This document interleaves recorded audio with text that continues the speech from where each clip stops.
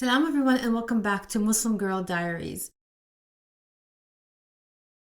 I'm really glad you're here today because this episode is for the woman who feels tired of explaining herself, tired of proving her intentions, and just tired of living with that quiet pressure to be liked, accepted, and approved of. Today we're talking about what it really means to live for Allah and not for approval. Not in theory, not in quotes, but in real life. Now, let me start with a situation that many of us know too well. So there's a woman, and maybe she's you, who makes a decision that finally just feels so right in her heart. Maybe she sets a boundary with family. Or maybe she says no to a marriage proposal that looks just perfect on paper. Maybe she chooses to work, or maybe she chooses not to work. Maybe she starts prioritizing her mental health, her faith, and her healing. But hear this. The moment that she does, all the reactions begin. The silence, the disappointment, the subtle comments, we're just worried about you. The feeling that love is now conditional. Now, no one will say or says that we don't approve of what you're doing out loud. They won't do that. But you better believe that she will feel it everywhere. And then suddenly from that point on, she starts questioning herself. Wait a minute. Was I wrong? Am I selfish?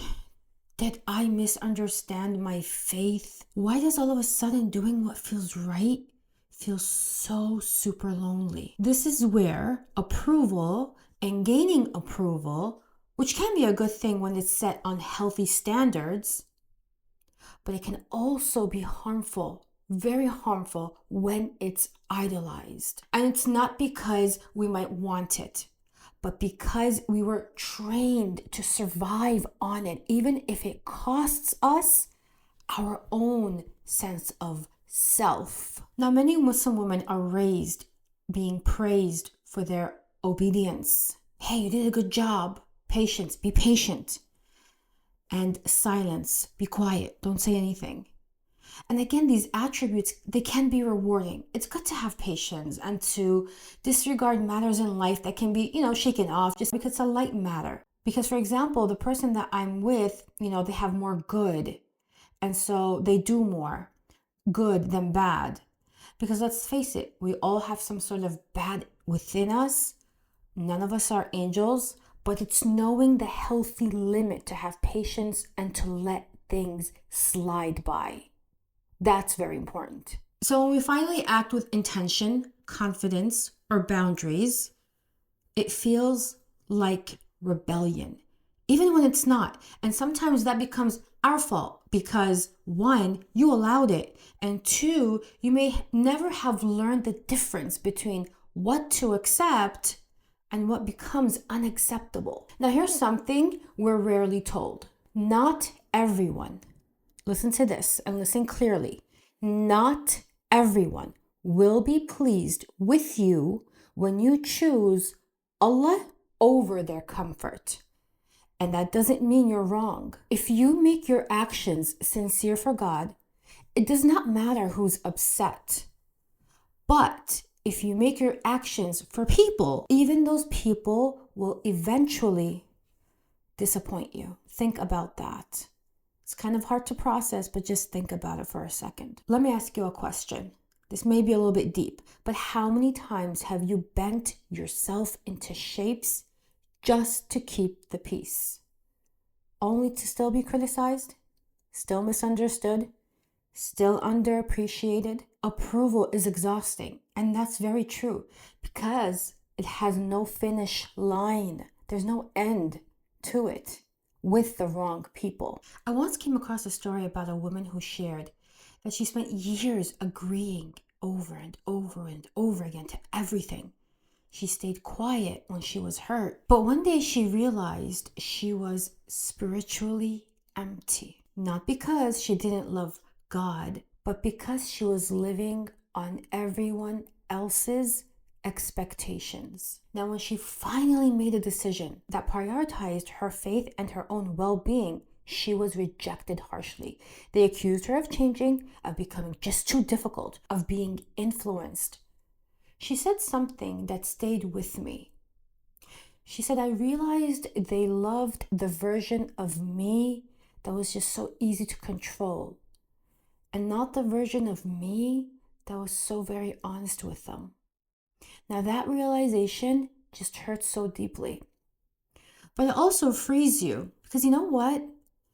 Islam never asked you to disappear to be righteous. The Holy Quran reminds us again and again that the heart's intention matters, that God knows what people do not see.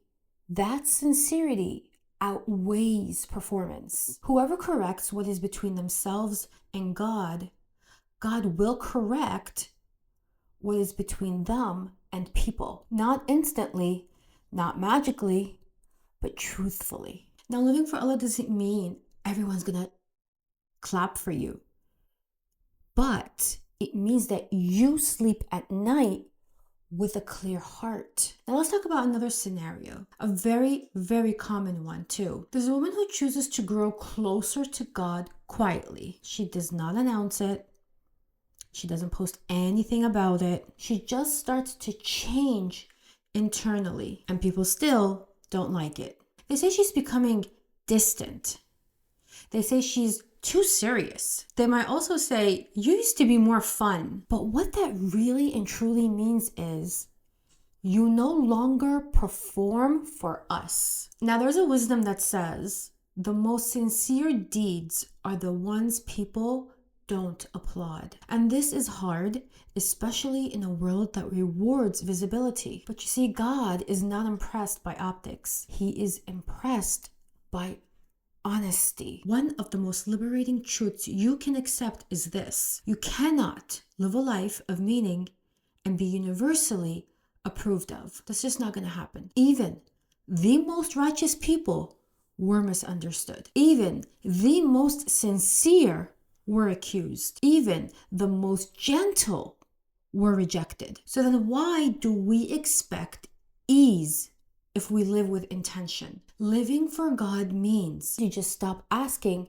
how will this look? And instead start asking, is this clean in my heart? And let me just be clear.